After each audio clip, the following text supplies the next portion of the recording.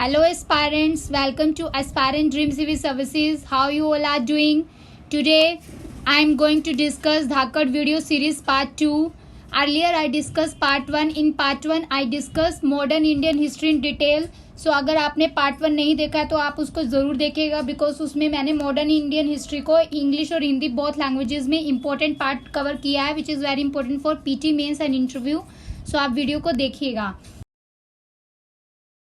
Today's Dhakkad video is based on Indian polity part and today I am going to discuss one of the important topic of Indian polity जहाँ से question आते हैं सभी exams में, चाहे वो कोई भी कॉम्पिटिटिव एग्जाम हो या civil services, state PCS, UPSC exam हो. तो आप इस वीडियो को अच्छे से सुनिएगा और जो भी चीज़ें मैं बता रही हूँ या तो उसको नोट डाउन करिए या फिर इस वीडियो को आप बार बार सुनिए. आज के वीडियो में I will cover constitutional bodies in detail and constitutional bodies. I cover all part of constitutional bodies. ये वीडियो देखने के बाद आपको बुक पढ़ने की ज़रूरत नहीं है, इसमें मैं सब कुछ कवर करूँगी. बस ये है कि आपको इस वीडियो को अच्छे से देखना है और इसको लर्न करना है और फिर एग्ज़ाम में इसको अप्लाई करना है. एंड फ्रेंड्स, ये धाकड़ वीडियो जो है मैंने एस्पायरेंट्स के डिमांड पे स्टार्ट किया है. तो आप लोगों के डिमांड पे वीडियोस बने हैं तो इस वीडियो को ज़्यादा से ज़्यादा देखिए और अपने फ्रेंड्स को जिनको इसकी ज़रूरत है उनको शेयर कीजिए. सो स्टार्ट करते हैं आज का लेक्चर.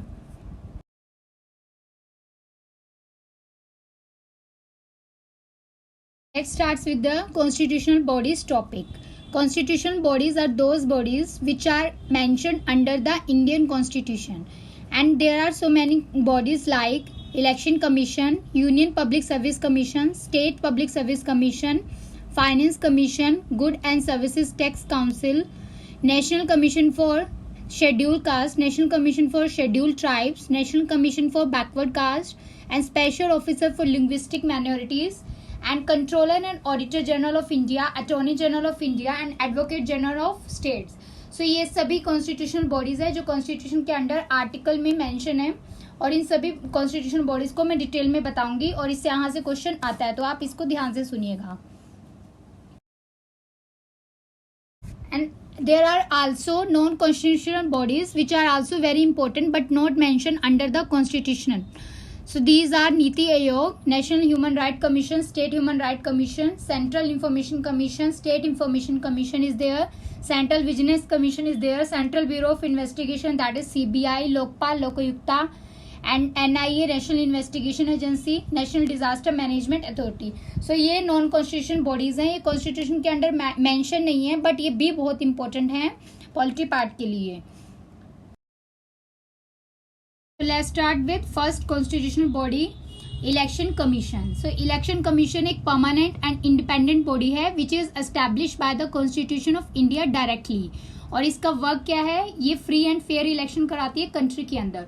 और आर्टिकल पूछा जाता है एग्जाम के अंदर और आपको पता भी होना चाहिए कि इलेक्शन कमीशन का आर्टिकल कौन सा है, कौन से आर्टिकल में मेंशन है. It is article 324 of the constitution. और ये आर्टिकल का क्या डेफिनेशन है, it provide the power of superintendence. तो इसमें पावर के बारे में बताया गया है इलेक्शन कमीशन की. Its direction and control of elections to the parliament as well as state legislature.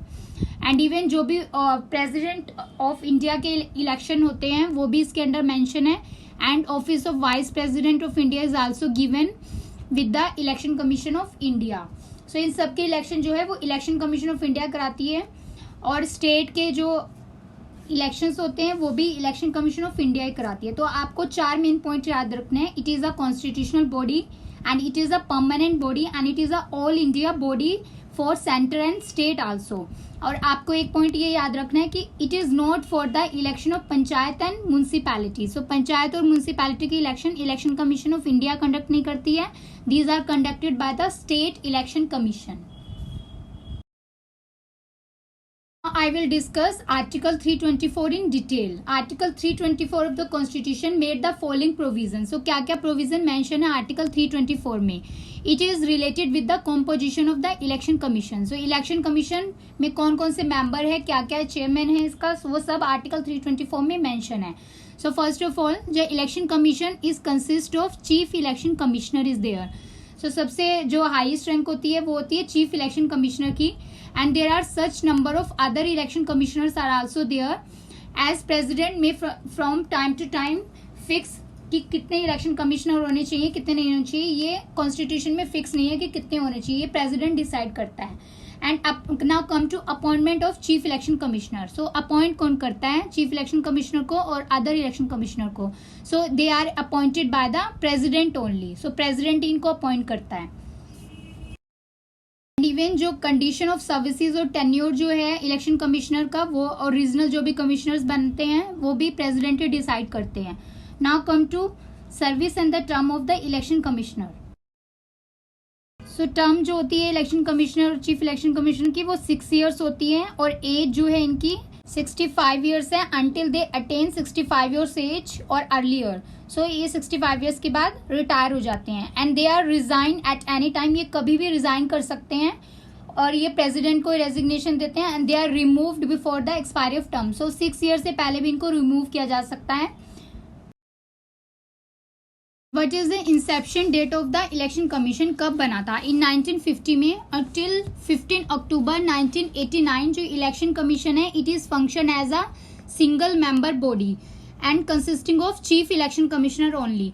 But after 16 October 1989 में प्रेसिडेंट ने 2 नए more chief election commissioner add कर दिए थे to increase the work of the election commission on the account of lowering of the voting age. क्योंकि जो voting as थी वो पहले 21 years थी बट 18 years हो गई थी उसके बाद, तो और ज्यादा वर्क बढ़ गया था. इसलिए पहले जो है ओनली चीफ इलेक्शन कमिश्नर होते थे इसमें, बट बाद में 1989 के बाद इसमें 2 न्यू जो है वो चीफ इलेक्शन कमिश्नर्स को ऐड कर दिया था प्रेसिडेंट ने.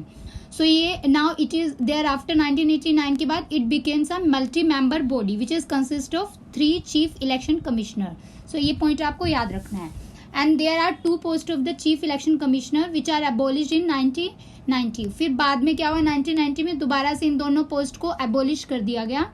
एंड अगेन इलेक्शन कमिश्नर जो है वो सिंगल बॉडी बन गई. ठीक है. आफ्टर अक्टूबर 1993 में क्या हुआ, प्रेसिडेंट ने दोबारा से 2 इलेक्शन कमिश्नर को फिर से ऐड कर दिया. And after that till today there are the 3 members in the election commission and it is a multi member body and it consisting of 1 chief election commissioner and 2 election commissioner. and इनका term मैंने आपको बता दिया, their term is 6 years और until they attain the age of 65 years के बाद ये retire हो जाते हैं और कभी भी रिजाइन कर सकते हैं ये, और रिमूव भी किया जा सकता है इनको 6 साल से पहले. There are some provisions also which safeguard the independent and impartial functioning of the election commission. सो इनकी इंडिपेंडेंस को मेंटेन करने के लिए कुछ प्रोविजंस दी गई है कॉन्स्टिट्यूशन में. Like these are related with the security of their tenure. And he like chief election commissioner जो है उनको हम ऐसे रिमूव नहीं कर सकते, but there is a procedure to remove him and he is removed in the same manner on the grounds as the जज of the supreme court is remove.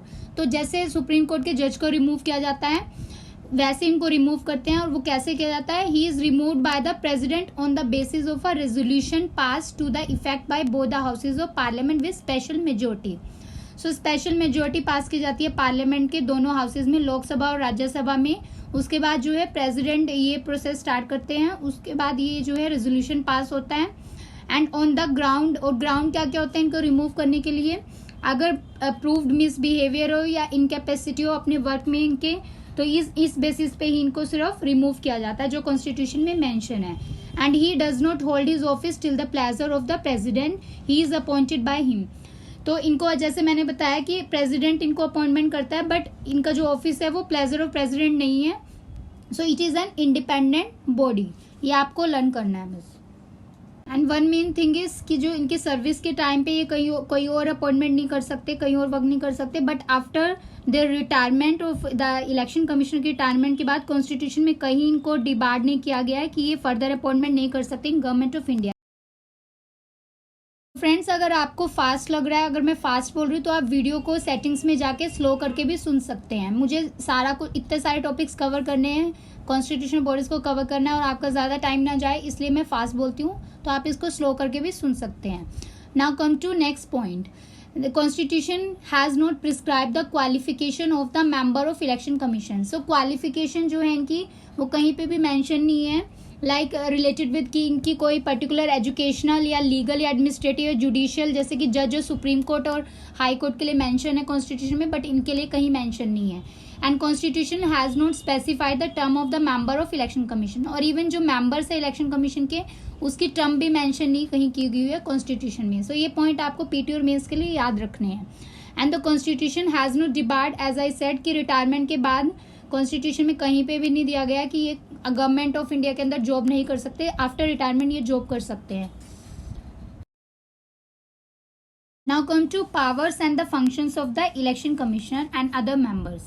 So first main इनका power function ये है, ये determine करते हैं जो भी territorial areas है of electoral constituencies throughout the country on the basis of delimitation commission act of parliament.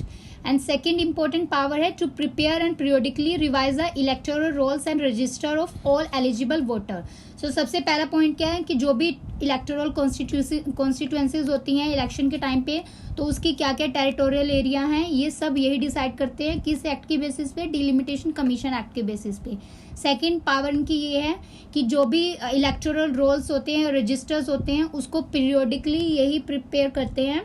And कौन कौन एलिजिबल वोटर्स हैं, कौन नहीं है, ये सब इन्हीं का वर्क है. And they also notify the dates of the election and schedule of the election and even to scrutinise the nomination paper. So जो भी नॉमिनेशन पेपर होता है वो भी स्क्रूटिनाइज करते हैं और डेट और शेड्यूल भी इलेक्शन कमिश्नर ही डिसाइड करते हैं. And even next function is to grant the recognition to the political parties and allot the election symbol to them.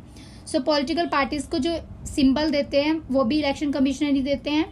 And even they also act as a court for settling the dispute. अगर election commission से या commissioner से related कोई भी election में dispute हो रहा है तो वो सब ये डिसाइड करते हैं. And to grant the recognition of the political parties and they appoint some officers for inquiry related with the disputes if any dispute in the election time और related with any symbol of the election.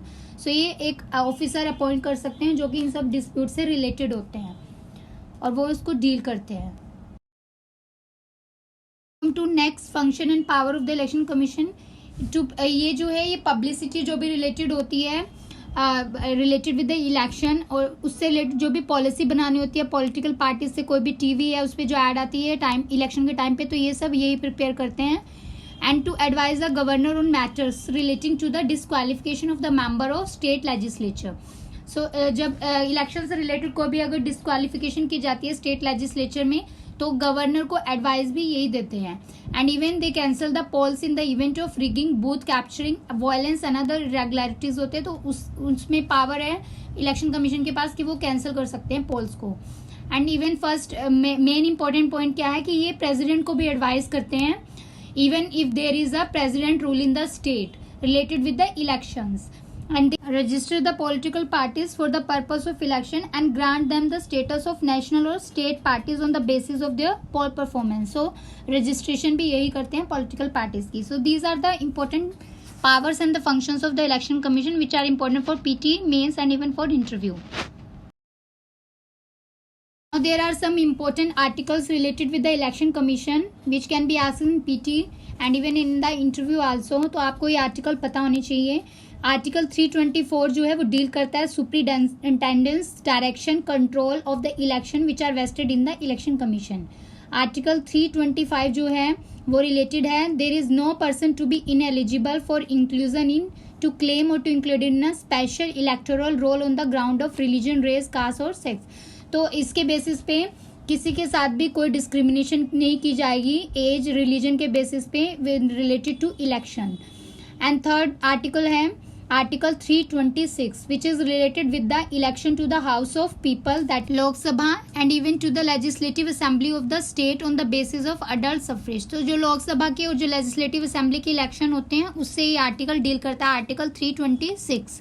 Now article 326 जो है it is related with the power of Parliament to make provision with respect to election to legislature.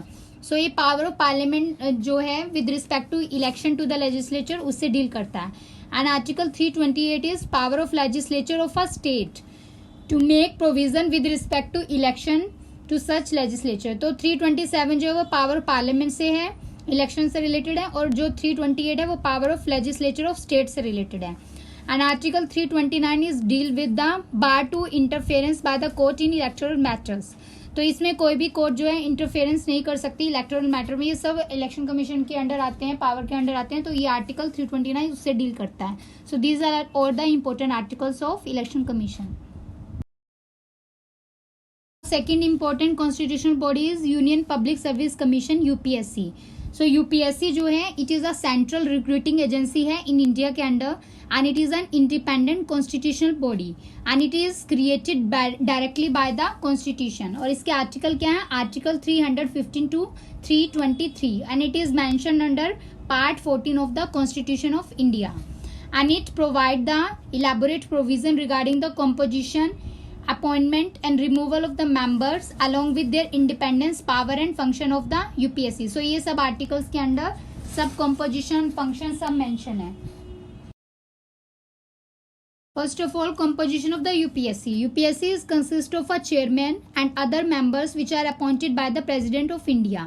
और commission के अंदर जो है 9 to 11 members होते हैं चेयरमैन को मिला के, जिसको प्रेसिडेंट ऑफ इंडिया जो है अपॉइंट करते हैं. और same as a case of election commission there is no qualification prescribed for the commission membership except बस ये दिया हुआ है there are 1/2 of the member जो है इस कमीशन के, वो पर्सन जो है वो हेल्ड करना चाहिए उनको ऑफिस एटलीस्ट 10 ईयर्स या तो गवर्नमेंट ऑफ इंडिया के अंदर या फिर गवर्नमेंट ऑफ स्टेट के अंदर. Now come to chairman. Chairman and the other members जो हैं वो उनका टर्म क्या होता है? Their term is 6 year and until they attain the age of 65 year. So it is same with the election commission of India. Come to independence and impartial functioning of the UPSC. जो chairman और other members होते हैं these are remove from the office by president only. और इनको कैसे remove किया जाता है? As the manner on the grounds mentioned in the constitution like on proved misbehavior and capacity like in the case of election commissioner and they are not eligible for the second term appointment. so ये एक ही बार eligible होते हैं, दोबारा appointment नहीं हो सकता इनका same उस पे रैंक पे. एंड द कंडीशन जो इन सर्विसेज की चेयरमैन और मेंबर की these are determined by the president. ये डिसाइड करता है and it can not be varied with the disadvantage after his appointment. तो वो चेंज नहीं हो सकता अपॉइंटमेंट के बाद. एंड द अटायर एक्सपेंसेस जो है इनकी सैलरीज के, अलाउंसेस के, पेंशन के चेयरमैन और मेंबर की वो किस में इंक्लूडेड हैं? These are charge on the consolidated fund of India and they are not subject to the vote of parliament. As consolidated fund of India के अंदर वोटिंग नहीं होती है, so these are non votable part. तो member जो होते हैं UPSC के वो एलिजिबल होते हैं अपॉइंटमेंट के लिए, बट जो चेयरमैन हैं यूपीएससी के और स्टेट पब्लिक सर्विस कमीशन के they are not eligible for the appointment to any other employment in the government of India or the state. Like जो चेयरमैन होंगे वो तो दोबारा अपॉइंट नहीं हो सकते, बट जो मेंबर्स है वो चेयरमैन बन सकते हैं स्टेट में भी, और स्टेट के जो मेंबर्स हैं वो भी अपॉइंट हो सकते हैं as a chairman. Now come to what are the important functions of the UPSC. सबसे important function है it conduct the examination for the appointment to all India services, central services and public services of centrally administered territories. So IS, IFS, IPS and Indian forest services के जो exams है वो UPSC conduct करती हैं. Civil services के और other examination भी जो हैं वो यूपीएससी कंडक्ट करती है. And it assist the states, और ये स्टेट को भी असिस्ट करती है अगर 2 या 2 से ज़्यादा स्टेट इनको रिक्वेस्ट करती है in framing and operating schemes of joint recruitment के केस में for the candidate who are possessing the special qualifications are required. And it also serve all or any need of the state on the request of the state governor with the approval of president only. Now come to in which cases or matters UPSC is not consulted. So first is while making the reservation of appointment or post in favor of any backward class of citizen. So अगर किसी भी backward class citizen की appointment करनी है या posting करनी है तो उस केस में यूपीएससी से कंसल्ट नहीं किया जाता है. And while taking into the consideration claim of schedule caste and schedule tribe in making the appointment. So कोई भी रिजर्वेशन से रिलेटेड कोई भी अगर मीन्स अपॉइंटमेंट या पोस्टिंग करनी है तो उस केस में यूपीएससी को कंसल्ट नहीं किया जाता है. And even with regard to the selection for the chairmanship और मेंबरशिप ऑफ द कमीशन और tribunal and the post of the highest diplomatic nature even the bulk of the group C and group D services के case में भी UPSC deal नहीं करती है. And with regard to the selection for the temporary अगर appointment करनी हो officiating to a post if the person is appointed और not likely to hold the post for more than a year. अगर 1 साल से ज़्यादा अगर किसी की टेम्परेरी मतलब अपॉइंटमेंट करनी हो तो उस केस में भी यूपीएससी को कंसल्ट नहीं किया जाता है. Come to some important articles related with the UPSC. Article 315 जो है वो public service commission for union and states के लिए है. Article 316 is for the appointment and term of the office of members of UPSC. And article 317 is related with the removal and suspension of the member of public service commission. Article 318 is dealing with the power to make regulation condition of services of member and staff. So condition of services किसमें दिया है? Article 318 में.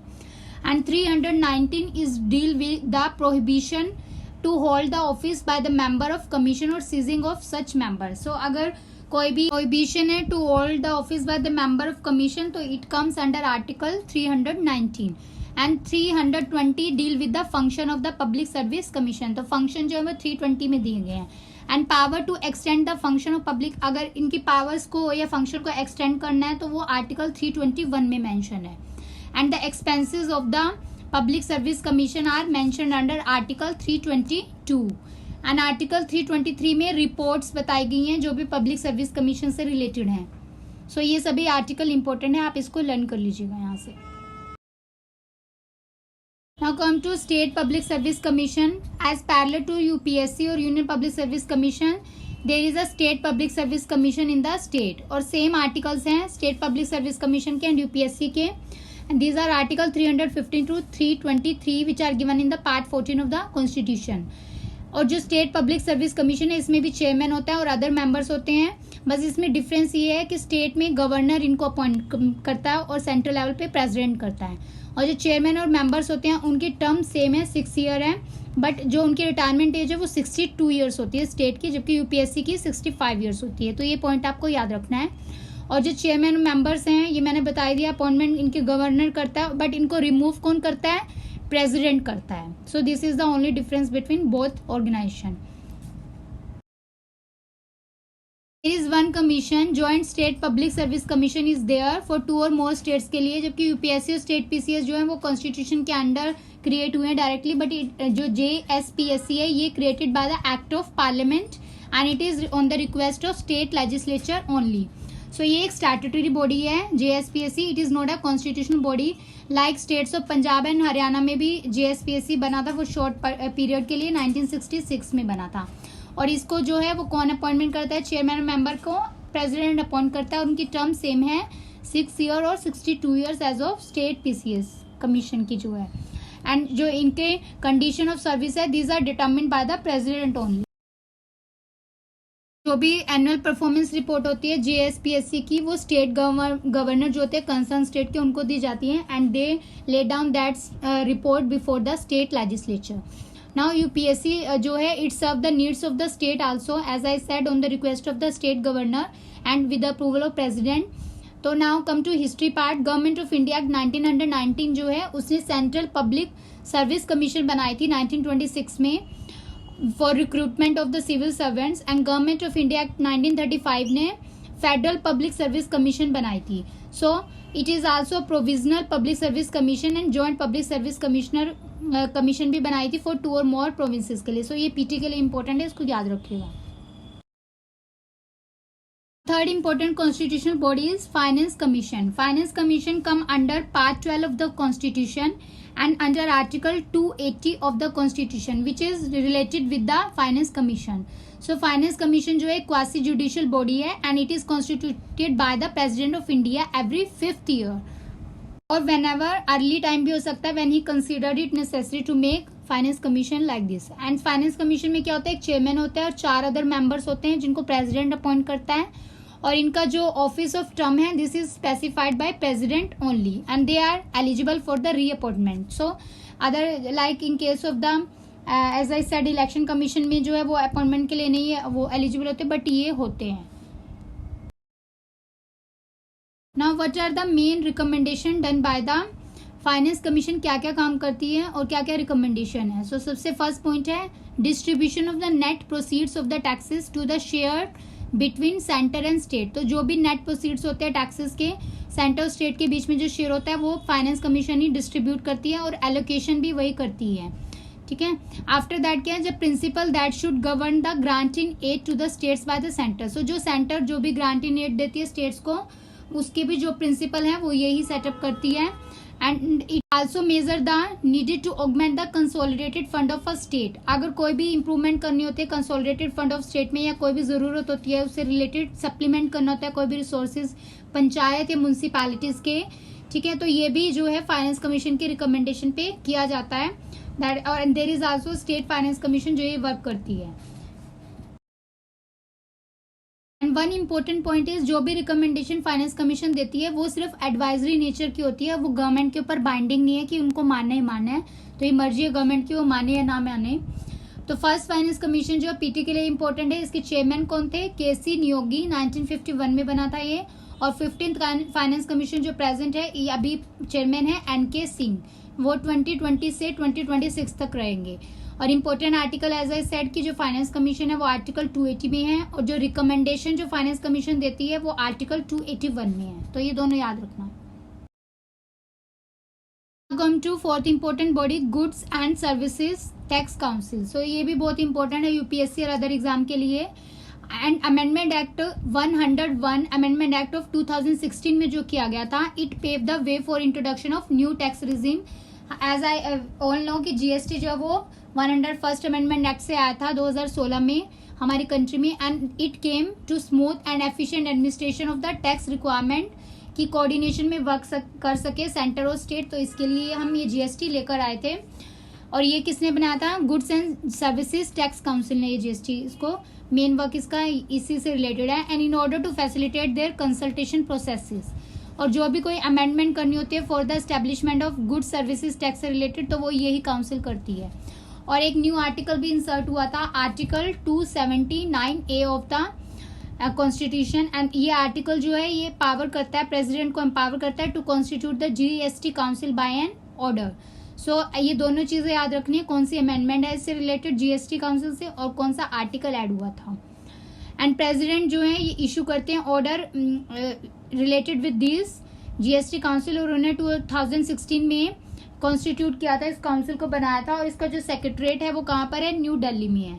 और union revenue secretary जो है वो इसके x official secretary हैं इस काउंसिल के। Now the council is a joint forum of center and the state. As I said, Union Finance Minister is the chairman of the council, and Union Minister of State is in charge of revenue or the finance. And the minister in charge of the finance or taxation or other minister are nominated by each state government are the members of this council. So ये PT के लिए बहुत important है, learn is as it is. Come to what are the recommendations made by the council to the center and the states. So किस किस matter से related council जो है वो रिकमेंड करती है सेंटर और स्टेट को. So first, as I said, taxes, cesses and such charges which are levied by the center, state and the local bodies, and these would be merged in GST only. So जो भी tax है या कोई cess है या search charge है जो centre, state या कोई भी लोकल बॉडी है उन सबको अब एक ही में मर्ज करके जीएसटी में ही ला दिया गया है. और क्या रिकमेंडेशन देती है, थ्रेशोल्ड लिमिट जो भी है टर्नओवर की बिलो विच जीएसटी में be exempted from the GST. So ये भी रिकमेंडेशन दे सकती है इससे related. And any special rate और rate for a specified period to raise, अगर कोई भी स्पेशल रेट को इंक्रीज करना है टाइम टू टाइम या कोई भी एडिशनल रिसोर्सेज को रेज करना है during the time of natural calamity या डिजास्टर से रिलेटेड कोई भी फंड उसको रेज करना है, तो ये रिकमेंडेशन जो है ये काउंसिल सेंटर और स्टेट को टाइम टू टाइम दे सकती है. And even special provision with respect to state of Arunachal Pradesh, Assam, Jammu Kashmir, Manipur, Meghalaya, Mizoram, तो इन सब के से रिलेटेड जो है ये रिकमेंडेशन कर सकती है. And any other matter relating to GST, और कोई भी अदर मैटर अगर जीएसटी से रिलेटेड है अगर काउंसिल डिसाइड कर सकती है तो वो रिकमेंड करती है सेंटर और स्टेट को. Come to next body that is national commission for the schedule caste. So ये भी एक कॉन्स्टिट्यूशन बॉडी है. It is directly establish by the constitution under article कौन सा है इसका, article 338. And other national commission भी गिवन है like national commission for women 1992 में आया था, माइनॉरिटीज के लिए 1993 में आया था, ह्यूमन राइट के लिए 1993 में ही आया था, और प्रोटेक्शन ऑफ चाइल्ड राइट के लिए 2007 में आता है। ये सब जो है ये स्टैट्यूटरी बॉडीज हैं, सिर्फ जो शेड्यूल कास्ट वाली है अभी आर्टिकल 338 में वो जो है कॉन्स्टिट्यूशन बॉडी है।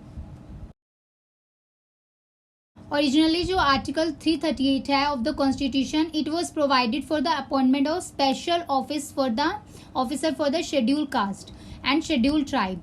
सो पहले जो है इस आर्टिकल में स्पेशल ऑफिसर को अपॉइंटमेंट करने के लिए ये आर्टिकल बनाया गया था कॉन्स्टिट्यूशन में, जो जिसका वर्क क्या था, to investigate all the matters relating with the constitutional safeguard for the SC and ST, और वो जो है रिपोर्ट करते थे प्रेसिडेंट को अपनी वर्किंग के लिए।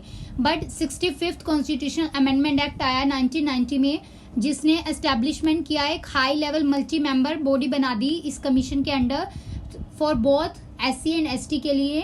पहले एक सिंगल स्पेशल ऑफिसर ही था सिर्फ। नाउ दिस कॉन्स्टिट्यूशन बॉडी जो है it is replaced the commissioner for the SC and ST as a commission which is set up under the resolution of 1987 resolution pass किया गया था, फिर एक्ट आई थी और इससे ये अब ये कॉन्स्टिट्यूशनल बॉडी जो है कमीशन बन गई है। Again 89th constitutional amendment act आया 2003 में, उसने बाइफर्केट कर दिया। पहले कंबाइंड कमीशन थी SC ST के लिए, अभी एक सेपरेट बॉडी बन गई।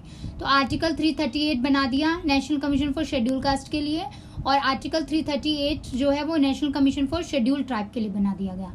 तो जो ये सेपरेट नेशनल कमीशन बनी, ये दोनों जो है वो एग्जिस्टेंस में मतलब फोर्स में कब आई, इन 2004, and it consist of chairperson होता है इसमें, वाइस चेयरपर्सन होता है और अदर 3 मेंबर होते हैं, मतलब टोटल 5 मेंबर होते हैं। और इनको अपॉइंटमेंट कौन करता है, प्रेसिडेंट करता है।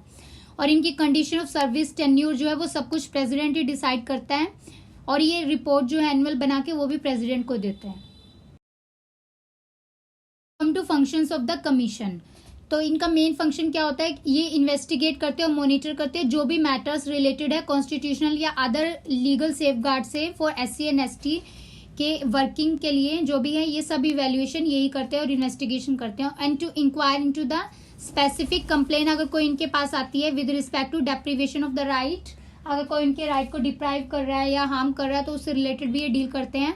एंड थर्ड इंपॉर्टेंट पॉइंट है कि ये रिकमेंडेशन करते हैं with related for effective implementation करना हो फॉर दीज सेफगार्ड्स के लिए, या कोई भी अदर प्रोटेक्शन प्रोवाइड करनी हो वेलफेयर या social economic related for the development of SC ST। And even they also have the function related with the protection, welfare and development and advancement of the schedule cast. These are the important article which is very important for exam point of view. Article 330 जो है वो reservation of seat for schedule cast के लिए and schedule tribe in the house of people, that is Lok Sabha में। और article 331 जो है it is related with the representation of the Anglo Indian community in the house of people, that is Lok Sabha. Article 332 जो है वो reservation of seat for schedule caste and schedule tribe in the legislative assembly of the states के लिए। और 333 जो है वो Anglo Indian community in the states के लिए है, state legislative assembly. And article 334 जो है आपको लर्न करना है, reservation of seat and the special representation to cease after the 70 year के बाद सीज किया जाता है, तो ये आर्टिकल 334 में मेंशन है। And 335 is related with the claim of the SC and ST to services and the post. And 336 is related with the Anglo Indian community in the certain services. And 337 जो है वो related है with respect to educational grants के लिए। तो आपको ये sub article learn करने हैं, ये सभी एग्जाम में पूछे जाते हैं। Now there are some important article for the commission. National commission for schedule cast 338 में है, शेड्यूल ट्राइब जो है वो 338A में है, और न्यू जो कमीशन बनी है schedule caste for backward classes वो 338B में मेंशन किया गया है। And control of union over the administration of scheduled area और वेलफेयर एरिया जो है शेड्यूल ट्राइब के वो 339 में गया है। उनकी अपॉइंटमेंट जो है कमीशन की और उससे रिलेटेड जो भी कंडीशन है बैकवर्ड क्लासेस की वो 340 में दिया गया है। और शेड्यूल कास्ट के लिए 341 है और 342 जो है वो शेड्यूल ट्राइब के लिए है। और कोई भी अगर सोशली एजुकेशनली बैकवर्ड क्लास से रिलेटेड डीलिंग है वो 342A में दिया गया है। Next commission is national commission for backward classes. Earlier it was a permanent statutory body as per the case of Mandal case judgement of 1992 में सुप्रीम कोर्ट ने direct किया था इस कमीशन को एस्टैब्लिश करने के लिए, कॉन्स्टिट्यूट करने के लिए। सो ये एक स्टैट्यूटरी बॉडी थी but now it becomes a constitution body.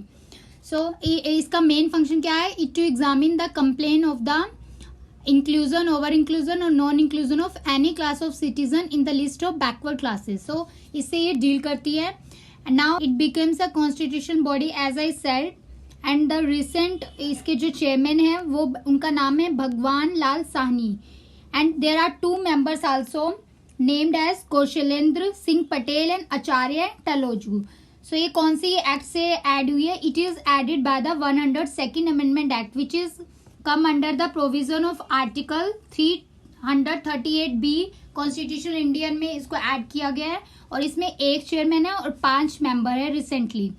और इस कॉन्स्टिट्यूशनल अमेंडमेंट एक्ट के लिए बनाने के लिए कौन सा बिल पास किया गया था? 123rd constitutional amendment bill 2018. सो ये दोनों आपको याद करने हैं. नाउ जो टर्म है इसकी मेंबर्स के चेयरमैन की वो कितनी है? 3 years. और जो chairperson and the vice person, these 3 members are appointed by the president only, and their condition of service and tenure is also determined by the president, और एनुअल रिपोर्ट भी ये प्रेसिडेंट को ही देते हैं. Come to functions of the commission. सबसे पहला function ये है कि it is vested with the responsibility of consider the inclusion and the exclusion from the list of the community. So किस किस को ऐड करना है लिस्ट में, बैकवर्ड क्लासेस की किसको नहीं करना है, तो ये यही कमीशन डिसाइड करेगी. And as per the notified as backward for the purpose of job reservation case में. एंड सेकेंड फंक्शन इसका क्या है? It also tender the needful advice of the central government on the issue related with the backward classes. तो ये central government से भी advice ले सकती है इन सब इश्यूज में. And it also has the power of the civil court. तो इस कमीशन के पास किसकी पावर है? सिविल कोर्ट की पावर्स हैं. एंड NCBC जो है it is not yet empower to look in the grievances. तो ग्रीवेंसेस को अभी नहीं ये देखती है related with the person of the OBCs के. और जो ये रिस्पॉन्सिबिलिटी है वो अभी भी किसके पास है? It is given to national commission for schedule caste. तो ये पॉइंट आपको लर्न रखना है. Now next is national commission for backward classes जो है it is a successor of the national commission for socially educationally backward classes जो है उसी से ये कमीशन सक्सीड हुई है, बनी है, डेवलप हुई है. Next come to special officer for the linguistic minority. तो ये कौन सी एक्ट से आया था? It is came from the 7th constitution amendment act 1956 and it is mention under constitution in article 350B में दिया गया है इन पार्ट 17 में. तो इसमें क्या दिया गया है कि there should be a special officer होना चाहिए फॉर लिंग्विस्टिक माइनॉरिटीज के लिए, जिसको अपॉइंट कौन करेगा? President of India. और इसकी ड्यूटी जो है वो ये होगी कि वो इन्वेस्टिगेट करेगा जो भी सभी मैटर्स है सेफ गार्ड के लिए या प्रोटेक्शन के लिए फॉर द लिंग्विस्टिक माइनॉरिटीज के. एंड इवन प्रेसिडेंट को ये रिपोर्ट करेगा उन सब मैटर्स से related. Come to article 350B में क्या क्या मेंशन है? आर्टिकल 350 में ऑफिस के रिलेटेड टर्म्स दी गई हैं स्पेशल ऑफिसर के लिए. और ये जो ऑफिस है ये क्रिएट हुआ था 1957 में. And it is also designated as a commissioner for the linguistic minority भी बोलते हैं. इसका हेडक्वार्टर जो है वो कमिश्नर का वो इलाहाबाद उत्तर प्रदेश में है. ये इंपॉर्टेंट है पीटी के लिए. और इसके जो 3 रीजनल ऑफिसेज है वो कर्नाटका बेलगांव में है, एक चेन्नई तमिलनाडु में, और तीसरा जो है वो कोलकाता वेस्ट बंगाल में है. और इसको हेड कौन करता है? असिस्टेंट कमिश्नर होता है जो हेड करता है. एंड इवन द कमीशन जो होती है it is assisted by the headquarters of deputy commissioner and assistant commissioner also. And it maintain with the state government and union territories के साथ भी वो मेंटेन करते हैं थ्रू नोडल ऑफिसर्स बनाए जाते हैं जो कि ये अपॉइंट करते हैं अदर स्टेट्स में. और सेंट्रल लेवल पे क्या होता है कि जो कमिश्नर होता है वो कौन सी मिनिस्ट्री के अंडर वर्क करता है? मिनिस्ट्री ऑफ माइनॉरिटी अफेयर्स के under. So these all are the important points. What are the major function and the objectives of the commissioner? So he investigate all the matters related with the safeguard or protection which are provided to linguistic minorities से related जो भी protection होती है वो सब investigate करते हैं cases को. ये monitor करते हैं जो भी implementation है safeguard provide करने की उनको थ्रू क्वेश्चनरी के थ्रू, या वो विजिट करते हैं, कॉन्फ्रेंस करते हैं, सेमिनार कुछ भी है इसके थ्रू, उन सबको उन्हें इम्प्लीमेंट करना है सारे सेफगार्ड्स को. और ये इक्वल अपॉर्चुनिटीज प्रोवाइड करते हैं लिंग्विस्टिक माइनॉरिटीज को for development and national integration के लिए भी. And even they spread the awareness among the linguistic minority about the safeguard जो उनको सेफगार्ड दिए गए हैं कॉन्स्टिट्यूशन में या गवर्नमेंट के द्वारा, उनके लिए अवेयर करते हैं. And even ensure the effective implementation of the safeguard provided for the linguistic minority in the constitution. Next important constitution body is controller and auditor general of India CAG. इसका article क्या है? Article 148 में ये mention है. And it provide for the independent office of controller and auditor general of India and he is the head of the Indian audit and account department के head होते हैं और इनको क्या बोला जाता है, guardian of the public person control. और एंटायर फाइनेंशियल सिस्टम जो है कंट्री का, सेंट्रल लेवल पे हो या स्टेट लेवल पे हो, वो कैग ही देखते हैं और इनकी मेन ड्यूटी जो है वो अपहोल्ड करती है to the constitution of India and the laws of the parliament in field of financial administration. This is the reason why doctor B R Ambedkar जो है उन्होंने कैग को क्या बोला था, it is the most important office under the constitution of India because it works the financial administration and even he is one of the bulwark of the democratic system of the government in India. सो ये सब important point है CAG से related, इसको याद रखना। इनकी appointment कौन करता है, प्रेसिडेंट करते हैं और इनका जो ऑफिस है इट इज ऑफ 6 years और up to hold he attains the office of 65 years। तो सेम है इलेक्शन कमीशन से related 6 year and 65 years। Come to important articles related with the CAG. Article 149 जो है इसमें duties and powers of the CAG is given which are related with the account of the union and the states and even any other authority और the body. And the duties और functions क्या हैं CAG के, ये audit करता है जो भी अकाउंट्स होते हैं which are related with the all expenditure from the consolidated fund of India and consolidated fund of each states and consolidated fund of each union territory having a legislative assembly. तो ये सभी states, India और union territory के जो भी accounts होते हैं उसको ऑडिट करता है and he audits all the expenditure from the contingency fund of India and public account of India as well for each states के लिए भी। और पब्लिक अकाउंट जो है वो हर एक स्टेट का अलग अलग है और कंटीजेंसी फंड भी हर स्टेट का अलग अलग है, तो उन सब की जो है वहाँ पे अलग से कैग होता है और वो ऑडिट करते हैं जो भी सारे एक्सपेंडिचर होते हैं। तो this is the main function और duty of the CAG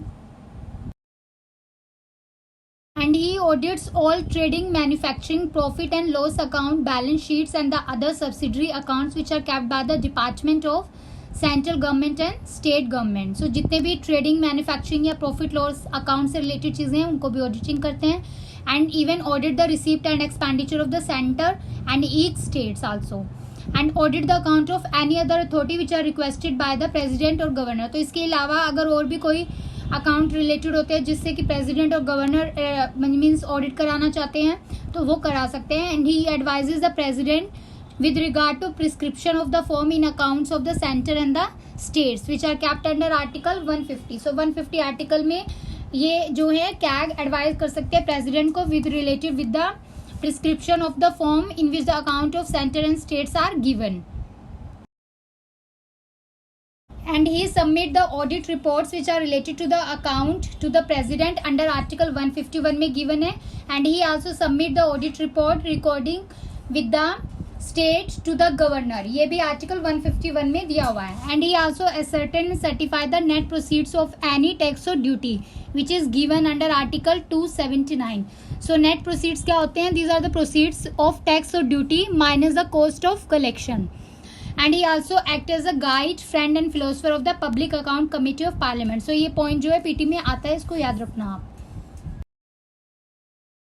And the important role of the CAG is that the accountability of executive जो होती है that is council of ministers to the parliament which is related with the financial administration, it is secured through the audit reports of CAG only and CAG, so that's why CAG जो है उसको agent of parliament भी बोलते हैं and he conducts the audit expenditure on the behalf of parliament and this is the thing that he is known as the agent of parliament and he is responsible only to parliament. There are some criticism also which are related with the CAG and Paul H. Ellaby जो है उन्होंने अपनी 2 reports जो थी Indian administration में उसको criticize किया था रोल ऑफ CAG को एंड ही सेड दैट जो टुडेज टाइम में जो CAG है ही इज पैरालाइजिंग और unwillingness to decide and to act according to his function. तो ये क्रिटिसिज्म उन्होंने दिया था and that's why he has failed to define the functions of the CAG as a constitutional body.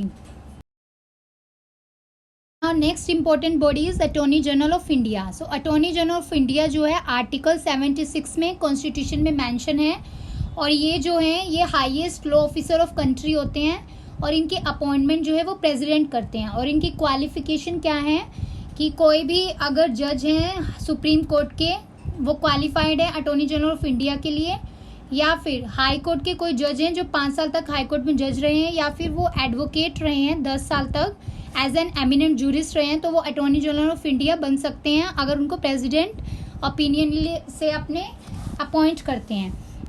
और इनकी term जो है ऑफिस की वो फिक्स नहीं है कॉन्स्टिट्यूशन में, तो ये प्रेसिडेंट ही डिसाइड करते हैं। इवन जो इनका प्रोसीजर ऑफ रिमूवल है या ग्राउंड जो है वो भी कहीं मेंशन नहीं है कॉन्स्टिट्यूशन के अंदर। And the one of the main important point क्या है कि he hold office during the pleasure of president. इसका ये मतलब है कि इनको अपॉइंट भी प्रेसिडेंट करते हैं और इनको रिमूव भी प्रेसिडेंट करते हैं, और किसी भी टाइम वो इनको रिमूव कर सकते हैं। एंड इवन अगर इनको क्विट करना है अपना ऑफिस तो ये अपना रेजिग्नेशन भी जो है वो प्रेसिडेंट को ही सबमिट करेंगे। So these all are the important points of attorney general of India. Now what are the important duties of the attorney general AG. So सबसे पहले ड्यूटी क्या है, ये एडवाइस देते हैं गवर्नमेंट ऑफ इंडिया को किससे रिलेटेड, लीगल मैटर से related, and which are refer to him by the president. कोई भी मैटर अगर प्रेसिडेंट ने इनको दिया है कि भाई इस पे आप अपनी एडवाइस करो कि क्या गवर्नमेंट ऑफ इंडिया को करना चाहिए, तो वो उसके ऊपर अपनी एडवाइस दे सकते हैं। And second is to perform such other duties of legal character. So कोई भी इनके लॉ से रिलेटेड या लीगल कैरेक्टर से रिलेटेड जो भी ड्यूटी है वो उसको परफॉर्म करते हैं, which are assign to him by president. And third important function क्या है, ये डिस्चार्ज करते हैं functions which are conferred on him by the constitution और any other law. Another important duties क्या है एजी की, वो ये है कि he appear on behalf of government of India in all cases in the supreme court. So कोई भी गवर्नमेंट ऑफ इंडिया के कंसर्न से रिलेटेड कोई भी केस होता है तो सुप्रीम कोर्ट में वो गवर्नमेंट की तरफ से वहाँ पर जाते हैं। And he represent the government of India in any reference made by the president also to the supreme court. So कुछ भी अगर सुप्रीम कोर्ट को गवर्नमेंट की तरफ से कोई भी रेफरेंस देनी हो तो वो एजी ही देते हैं under article 143 of the constitution. और थर्ड इंपॉर्टेंट ड्यूटी क्या है इनकी, he has to appear in any high court also in any case in which government of India is concern. अगर कोई भी केस गवर्नमेंट ऑफ इंडिया का किसी भी हाई कोर्ट में चल रहा है तो वहाँ पर भी ये जाते हैं, वहाँ पे भी इनको भेजा जाता है और उनको अपीयर होना पड़ता है। And one of the important point related with the Attorney General is he has a right of audience in all courts in the territory of India. So India में किसी भी कोर्ट में जाके ये as a इनके पास right है कि audience बन सकते हैं, उस केस को देख सकते हैं, सुन सकते हैं। And also other important point is that he has a right to speak और to take part in the proceedings of both the houses of parliament. So अगर कोई भी पार्लियामेंट की सिटिंग चल रही हो या जॉइंट सिटिंग चल रही हो या कोई भी कमेटी ऑफ पार्लियामेंट से रिलेटेड कोई भी मैटर चल रहा हो तो ये वहाँ पे जाके बोल सकते हैं और उस पर पार्ट भी ले सकते हैं। बट इम्पोर्टेंट क्या है, ये वहाँ पे उनको वोट नहीं कर सकते, तो he has no right to vote. And second point, next point is that he enjoy all the privileges and immunities which are available to the member of parliament. So जो पार्लियामेंट के संसद के member को जो privileges या immunities दी गई हैं वो सेम प्रिविलेजेस अटॉर्नी जनरल को भी दी गई हैं। एंड अटॉर्नी जनरल जो है ये एक फुल टाइम काउंसिल नहीं है गवर्नमेंट ऑफ इंडिया के, और ना ही ये गवर्नमेंट सर्वेंट के कैटेगरी में आते हैं, और he is not debarred from any private legal practice. तो ये अगर अपनी प्राइवेट लीगल प्रैक्टिस जो है करना चाहते हैं तो वो भी कर सकते हैं। देयर आर सम कॉम्प्लिकेशन और conflict which are related with the duty of attorney general. So सबसे पहले क्या है कि अगर कोई भी मामला या सलाह जिसकी जानकारी देने के लिए उनको नहीं कहा गया भारत सरकार ने अपनी तरफ से, तो वो उस केस में वे ब्रीफ नहीं कर सकते हैं। सेकंड क्या है, he should not defend the accuse person in the criminal prosecution. तो अगर कोई क्रिमिनल केसेस से रिलेटेड कोई पर्सन है तो उसको वो डिफेंड नहीं कर सकते हैं without the permission of government of India. Third क्या है, he should not accept the appointment as director in any company या कॉर्पोरेशन। तो ये किसी भी कंपनी या कॉर्पोरेशन के डायरेक्टर नहीं बन सकते हैं without the permission of government of India. And he should not advise any ministry और department of government of India. तो ये किसी भी मिनिस्ट्री या डिपार्टमेंट में गवर्नमेंट की एडवाइस नहीं कर सकते हैं, किसी भी स्टैट्यूटरी ऑर्गेनाइजेशन में या कोई भी पीएसयू हो, जब तक कि इनको मिनिस्ट्री ऑफ लॉ या जस्टिस के थ्रू कोई प्रपोजल ना पास किया गया हो, तो तब तक ये अपनी एडवाइस नहीं दे सकते हैं। Now next important body is solicitor general of India. So AG के साथ साथ अदर लॉ ऑफिसर्स भी होते हैं गवर्नमेंट ऑफ इंडिया में, उनमें से एक है सॉलिसिटर जनरल ऑफ इंडिया और अदर होते हैं additional solicitor general of India. So इनका वर्क क्या होता है, ये असिस्ट करते हैं अटॉर्नी जनरल को in fulfilment of their official responsibility. तो ये इनका वर्क है, ये असिस्ट करते हैं अटॉर्नी जनरल ऑफ इंडिया को। और इंपॉर्टेंट पॉइंट क्या है, कॉन्स्टिट्यूशन में सिर्फ अटॉर्नी जनरल का ऑफिस मेंशन है and there is no mention of the solicitor general of India and additional solicitor general नहीं दिया है। सो आर्टिकल 76 जो है वो सिर्फ किसको एडवाइज करता है, अटॉर्नी जनरल ऑफ इंडिया को। Now attorney general of India जो है he is not a member of central cabinet के मेंबर नहीं होते हैं, ये एक सेपरेट लॉ मिनिस्टर होते हैं सेंट्रल कैबिनेट के अंदर जो कि लीगल मैटर्स देखते हैं गवर्नमेंट लेवल के। नाउ सम इम्पोर्टेंट आर्टिकल जो है attorney general of India 76 as I told you and there is also article 88 जिसमें राइट्स दिए गए हैं अटॉर्नी जनरल के with respect to house of parliament और उनकी कमिटी से रिलेटेड जो है पार्लियामेंट की।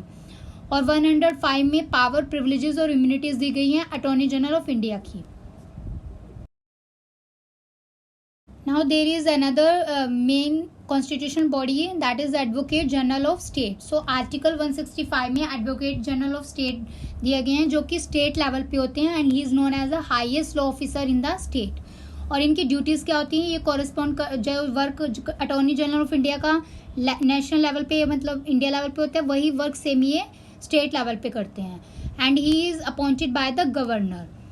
और इनकी क्वालिफिकेशन क्या है, he must be appointed as a जज ऑफ द हाई कोर्ट और ये सिटीजन होने चाहिए इंडिया के और या कोई भी उन्होंने जुडिशियल ऑफिस में 10 साल तक काम किया हो एंड ये एडवोकेट होनी चाहिए हाई कोर्ट के 10 साल तक। सो ये इनकी क्वालिफिकेशन है। और जो term of office advocate general की वो भी फिक्स नहीं है जैसे कि अटॉर्नी जनरल की फिक्स नहीं है। सो कॉन्स्टिट्यूशन में कोई भी प्रोसीजर नहीं दिया गया इनके रिमूवल के लिए। तो इनको रिमूव कौन करता है, गवर्नर करता है और वो कभी भी इनको रिमूव कर सकते हैं। सो it is the pleasure of the governor. Now main duties क्या है एडवोकेट जनरल की, ये एडवाइस देते हैं गवर्नमेंट ऑफ स्टेट को कोई भी लीगल मैटर से related which are refer to him by the governor. तो सेम वही फंक्शन है जो अटॉर्नी जनरल के थे इंडिया लेवल पे। और ये परफॉर्म करते हैं other duties which is of legal character which is assign to him by the governor only. Now some important article, ये स्टेट पीसीएस एग्जाम के लिए इम्पोर्टेंट है। एडवोकेट जनरल ऑफ स्टेट जो है वो आर्टिकल 165 में गिवन है और जो इनके राइट्स हैं एडवोकेट जनरल के with respect to state legislature या स्टेट लेजिस्लेचर के जो कमेटी हैं वो 177 में दिया हुआ है। और जो पावर प्रिविलेजेस और जो इम्यूनिटीज़ हैं एडवोकेट जनरल की वो 194 में गिवन है। Controller and auditor general of India जो 148 में है। स्टेट फाइनेंस कमीशन जो है वो 243I में मेंशन है। ये बहुत बार पूछा जाता है, इसको लर्न कर लेना। और स्टेट इलेक्शन कमीशन जो है वो 243K में मेंशन है। एंड डिस्ट्रिक्ट प्लानिंग कमेटी जो होती है वो 243ZD में इंपॉर्टेंट है। तो सारे इंपॉर्टेंट आर्टिकल हैं जो स्टेट पीसीएस में और यूपीएससी में पूछते हैं। इंटर स्टेट काउंसिल जो है वो 263 में मेंशन है। Inter state trade and commerce जो है वो 307 में। ऑफिशियल कमीशन जो है वो 344 में मेंशन है। और एज आई सेड 350B जो है वो special officer for linguistic minority के लिए है। सो ये सारे आर्टिकल्स आपको याद होने चाहिए।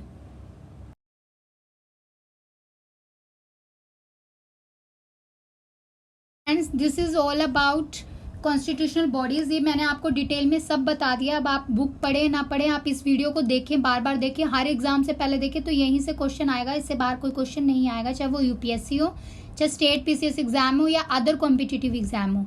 तो आप इस वीडियो को बार बार देखिएगा और शेयर कीजिएगा अपने फ्रेंड्स को जिसको इसकी ज़रूरत है। नाउ नेक्स्ट वीडियो में मैं नॉन कॉन्स्टिट्यूशनल बॉडीज़ को कवर करूँगी डिटेल में। So it is to be continue part. आप वेट करिए, मैं और अच्छी अच्छी वीडियोस आपके लिए लेके आऊँगी, धाकड़ वीडियोस जिसमें आपको पूरे डिटेल में सब एक्सप्लेन करूँगी। और होप सो आप सारी टेस्ट सीरीज़ जो है हमारे चैनल की वो सॉल्व कर रहे हैं। अर्लियर ही मैंने फुल लेंथ टेस्ट सीरीज़ दिया है और ट्रिकी क्विज भी हमारा आ रहा है, तो आप उनको सबको सॉल्व करते रहिए, बुक्स पढ़ते रहिए। नहीं समझ आ रहा तो मेरी वीडियोस देखिए। अगर बुक्स पढ़ने का टाइम नहीं है, बुक्स नहीं मिल रही हैं, तो इस वीडियो को भी पढ़ लेंगे और हमारी टेस्ट सीरीज़ लगा लेंगे तो आप इजीली एग्ज़ाम क्रैक कर सकते हैं, ये गारंटी है। तो आप इसको अच्छे से देखिए और अपने फ्रेंड्स को शेयर करिए। अगर आपने ये चैनल को सब्सक्राइब नहीं किया है तो इसको सब्सक्राइब करिए और अपने फ्रेंड्स को भी बोलिए कि सब्सक्राइब करें। This is a wonderful channel for the civil services exam. ये आपको अभी पता ही चल जाएगा आने वाले एग्जाम में कि यहाँ से क्वेश्चन आ रहे हैं कि नहीं आ रहे हैं। So that's all for today's lecture. Thank you for watching this video. Jai Hind.